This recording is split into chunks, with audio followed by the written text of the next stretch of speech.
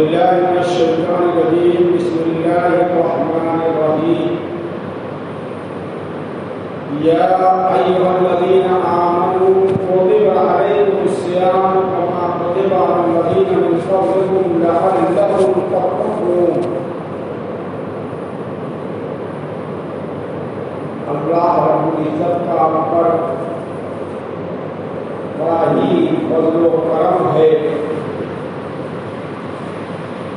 کہ اس کی نعمتیں اور رحمتیں ہر آن اور ہر لمحہ اپنے بندوں پر نازل ہوتی رہتی ہیں،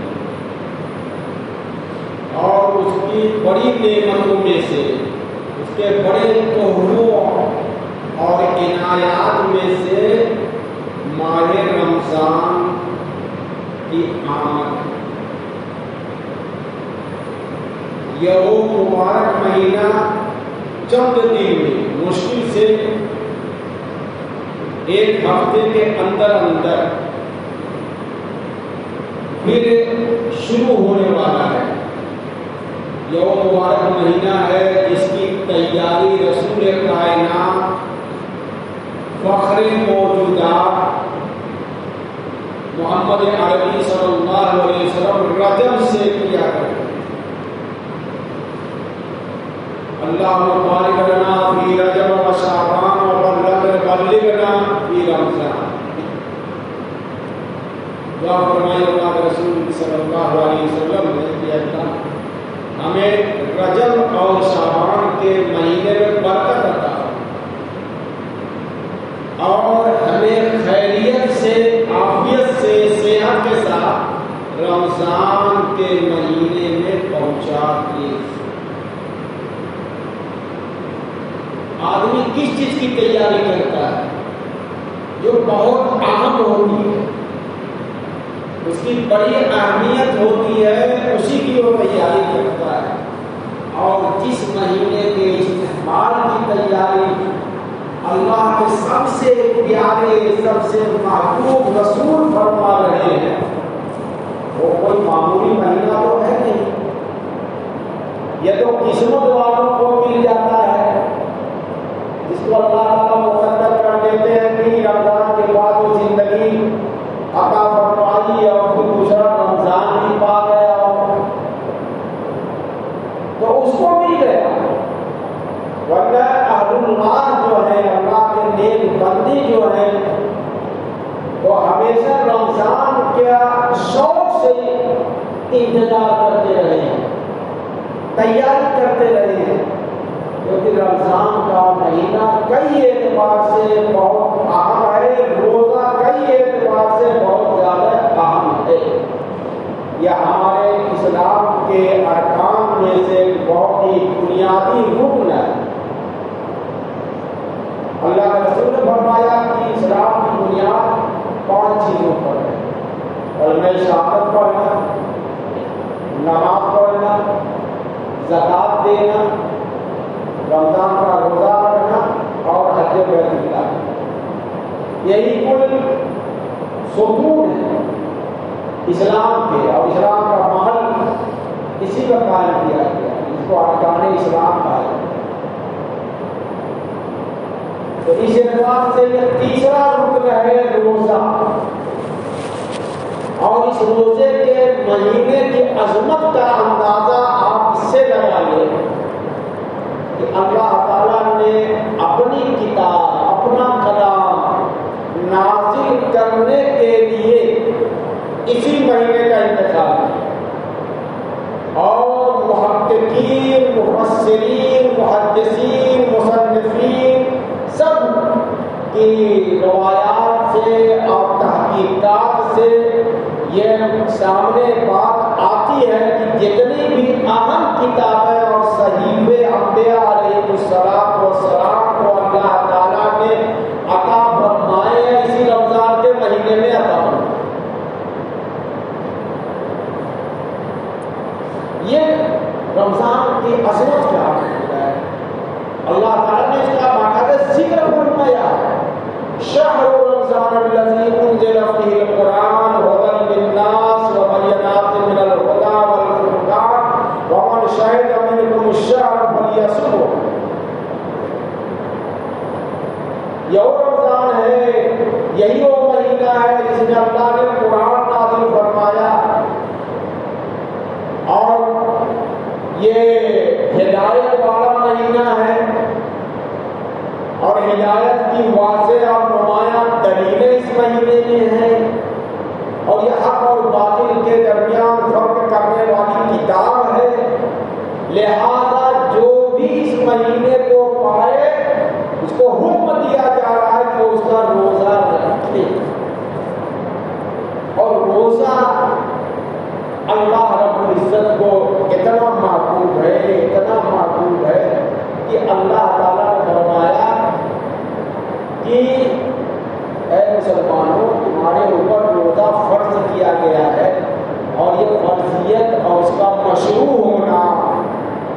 ایسے ہی ہے جیسے تم سے پہلی امتیں اور قوموں پر ہم نے روزہ فرض کیا.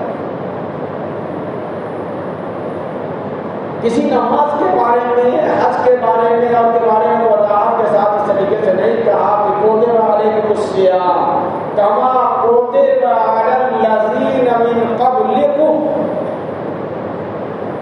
جیسا کہ فرض کیا گیا ان لوگوں پر جو تم سے پہلے تھے. ہر نبی کی امت پر روزہ فرض تھا. کسی پر 3 دن کا تھا، کسی پر 10 دن کا تھا، لیکن پورے مہینے کو مسلمانوں کے لیے روزہ کے لیے خاص کر دینا یہ امت اسلامیہ کے لیے اعزاز کی بات ہے. اور اس اعزاز کو اور اس کو احترام کو اور اس کی عظمت کو وہی لوگ سمجھ سکتے ہیں جن کو اللہ سے قرب حاصل ہے اور جن کے دلوں میں اللہ کی عظمت اور اللہ کا خوف ہے. کیونکہ روزہ رکھوانے کا مقصد بھوکا اور پیاسا نہیں رکھنا ہے. اللہ اپنے بندوں کو بھوکا اور پیاسا نہیں رکھنا چاہتا. وہ تو کہتا کہ رزق میں دوں گا، تم عبادت کرو، تم نماز پڑھو. تمہارا کام جو ہے عبادت کرنا ہے، عبادت کے لیے پیدا کیے گئے ہو. جیسے اس پنکھے کا کام ہے، بنانے والے نے اس لیے بنایا کہ جب اس کو پاور دیا جائے گا اور بٹن آن کیا جائے گا وہ چلے گا. اس کے نیچے کوئی بیٹھے یا نہ بیٹھے وہ اپنا کام کرے گا. کوئی بھی مشینری بنانے والا جس مقصد کے لیے بناتا ہے وہ اپنا مقصد آپ کے رہنے یا نہ رہنے سے نہیں ہوگا، وہ اپنے کام میں لگی ہے. ہر مخلوق اپنے کام میں لگی ہے جس کو اللہ تعالیٰ نے پیدا کیا. سورج اپنے کام میں لگا ہے، چاند اپنے کام میں لگا ہے. آپ غور کریں گے، جتنا زیادہ غور کریں گے دیکھیں گے کہ کوئی بھی مخلوق جن کو اللہ نے پیدا کیا ہے وہ اپنے کام اپنی ذمہ داری سے بھاگ نہیں رہی ہے. سب اپنے کام میں لگے ہوئے ہیں.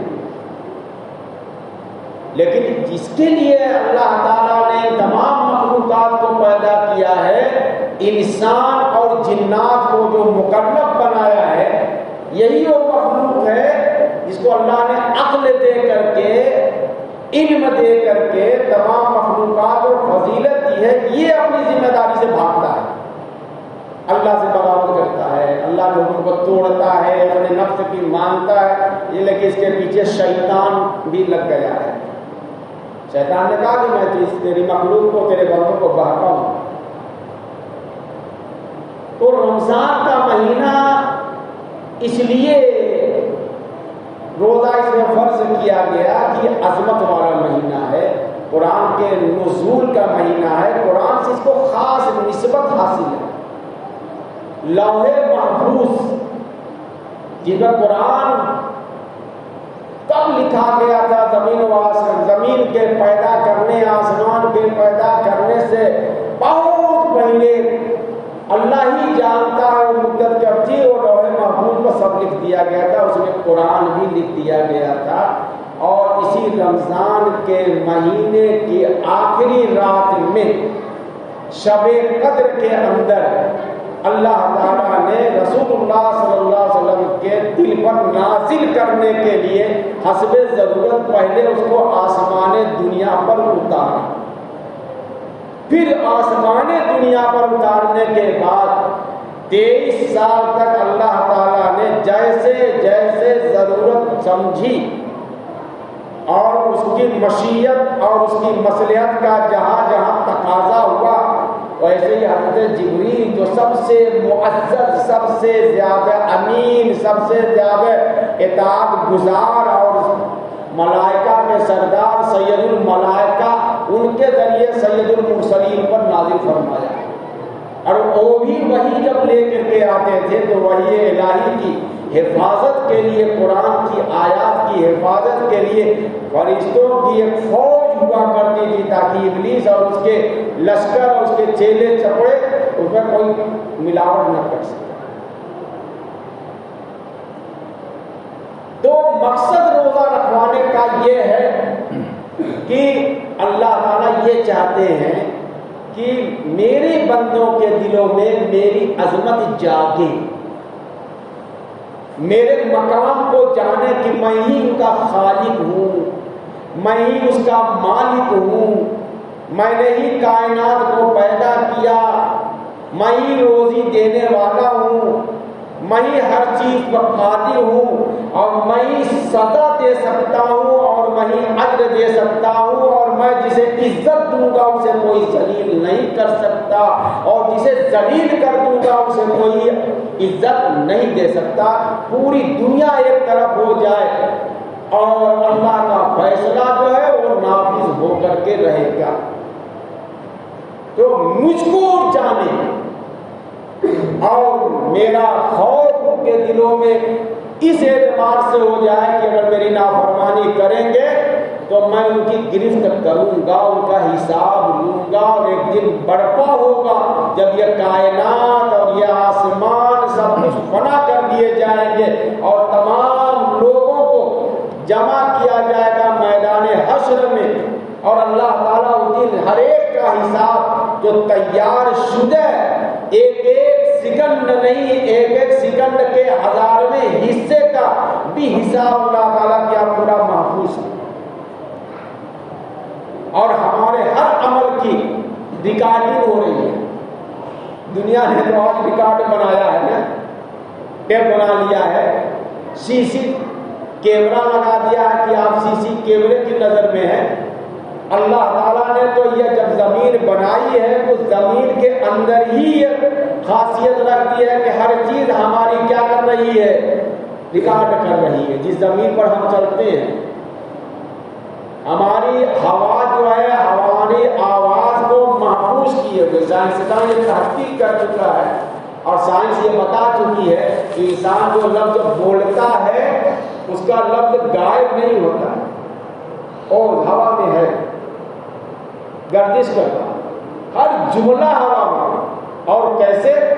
موبائل سے آپ کا تحقیق کر لیجیے، آپ نے جو بات کی ہے اس بات کو ریکارڈ کر کے جب چاہے آپ اس کا بایو ڈاٹا نکلوا سکتے ہیں کہ کس تاریخ کو کس منٹ پر کس جگہ سے آپ نے کسی سے بات کی اور کیا کیا بات کی ہے۔ یہ جو آپ کا موبائل 15,000 20,000 50,000 کو ہوتا ہے، یہ آپ کا جاسوس بھی ہے۔ ہمارا ہاتھ اور پیر بھی ہمارا جاسوس ہے۔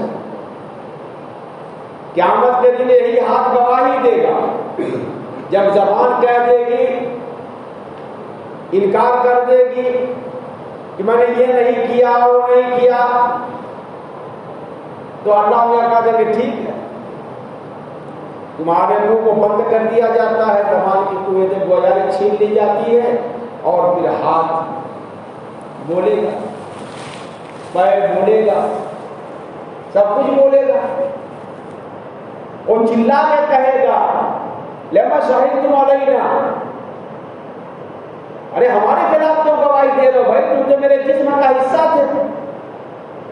تو کہیں گے قد انطقنا الذی انطق کل شیء، اس ذات نے ہمیں بلوایا ہے جو ہر چیز کو بلواتا ہے۔ یہ موبائل کیا ہے آپ دیکھ لیجیے، موبائل بولتا کہ نہیں بولتا ہے؟ اس میں ایک پرزا لگا ہوا ہے، وہی تو بولتا ہے، آپ کی آواز آتی ہے، تو اس میں کوئی بیٹھا ہے کیا؟ ریڈیو میں دیکھ لیجیے، یہ زمین کے اندر کے پلاسٹک ہے، فائبر ہے، ایلومینیم ہے، نکل ہے، پلوٹینیم ہے، اور سونا ہے، چاندی ہے، جو بھی اس میں استعمال کیا جاتا ہے، یہی تو ہماری آواز کو ریکارڈ کر رہا ہے اور بول رہا ہے۔ یہ میرا مائک جہاں پر میں بول رہا ہوں، یہ وائر وہاں تک لے جاتا اور ہاتھ میں سے اس کو نشر کرا رہا، یہ ہماری عقل کو تو کہنا چاہیے۔ یہ سب زمین سے نکلے ہوئے ہیں، زمین ریکارڈ کر رہی ہے، تو اللہ نے روزہ اس لیے رکھوا رہے ہیں تاکہ ہم اللہ کی گرفت سے ڈریں، لعلکم تتقون، تاکہ تم ڈرنے والے بن جاؤ۔ اور تقویٰ کا مطلب ہے کہ اللہ کے جو احکام ہیں کرنے کے اس کو کرو، اور جن سے اللہ نے منع کیا ہے وہ مت کرو۔ تقویٰ کے معنی آتا ہے بچنا، اور تقویٰ ہی اصل ایمان کی روح ہے۔ ایمان کی روح جو ہے اللہ سے ڈرتے رہنا، جیسے کہ ہم ہر وقت قانون کے پکڑ سے، قانون کی گرفت سے ڈرتے رہتے ہیں کہ اگر ہم نے یہ کیا، ہم نے وہ کیا تو پکڑ ہو جائے گی۔ اور ہم بھارت میں رہتے ہیں، یہاں تو پیسہ سے کام چل جاتا ہے، قیامت کے دن تو پیسہ بھی نہیں کام دے گا، نہ کوئی دوست احباب کام دے گا۔ قانون سے ڈرتے ہوئے ہم نے ابھی دیکھا ہے دبئی امارات میں، ابو ظبی میں دیکھا ہے کس طریقے سے آدمی جانتا ہے، ریکارڈ ہو رہا ہے، ہر جگہ ریکارڈنگ لگی ہوئی ہے، اور اس کے بعد اگر کسی سے کوئی گاڑی ٹچ کر دی اور خلاص آ گئی اس گاڑی پر، فوراً اس کو اوپر 200 درہم جرمانہ آئے گا۔ پہلے جرمانہ جمع کرو، اس کے بعد آگے بات ہوگی، چاہے عربی ہو چاہے انڈین ہو چاہے پاکستانی ہو، یہ کرنا پڑے گا۔ کہیں پکڑ کر کے گندگی پھینک دیا اور اس کے بعد فوراً کیمرہ کیچ کر لے گا، اس کو تو کچھ نہیں کہیں گے، اور جیسے ہی آپ وہاں سے نکلنا چاہیں گے ریکارڈ آپ کا آ جائے گا، اس نے فلاں جگہ کوڑا پھینکا تھا، فلاں جگہ پان کاغذ تھوکے تھا، اور فلاں جگہ یہ کیا تھا، جرمانہ بھرو تب جاؤ تو جیل۔ یہ ملیشیا میں چلے جائیے، سنگاپور میں چلے جائیے، یہ اپنا بھارت دیش ہے، آزاد ہے، تو اللہ تعالیٰ روزہ رکھوا کر کے بھوکا اور پیاسا نہیں رکھنا چاہتے، وہ اس لیے چاہتے ہیں کہ بندے کے دل میں روحانیت پیدا ہو، اور دل کے اندر روحانیت بھوک سے پیدا ہوتی ہے، کیونکہ نفس امارہ جس کو کہتے ہیں، یعنی جتنا آدمی کھائے گا اتنا اینٹھے گا، ہر وقت کھاتا رہے گا تو ہر وقت اس کا نفس جو ہے چٹک مٹک چاہے گا، طرح طرح کی چیزیں، اور جب بھوک پیاس ہوتی ہے تو اس میں اللہ یاد آتا ہے، غربا یاد آتے ہیں، فقراء یاد آتے ہیں، پریشانی یاد آتی ہے، اور بھوک برداشت کرنے سے اور بھی اللہ کو راضی کرنے کے لیے تو اللہ نورانیت پیدا کرتا ہے۔ آپ رمضان کے مہینے میں تمام مناظر دیکھیں گے، رمضان کا مہینہ چند دنوں میں ہے، بڑے اچھے اور بڑے ہی خوش نصیب ہیں وہ لوگ جن کو اللہ تعالیٰ نے یہ مہینہ عطا فرمایا ہے، اور اس کے بعد اس سے زیادہ خوش نصیب ہے جو اللہ کی رضا کے لیے روزہ رکھتے ہیں، اور انبیاء نے جس کا استقبال کیا، رسول اللہ نے جس کا استقبال کیا، ہم بھی اسی جذبہ ایمانی کے ساتھ اس کا استقبال کریں۔ اور باقی باتیں پھر آئندہ جمعہ کو رمضان سے متعلق ہوگی۔ وآخر دعوانا ان الحمد للہ رب العالمین۔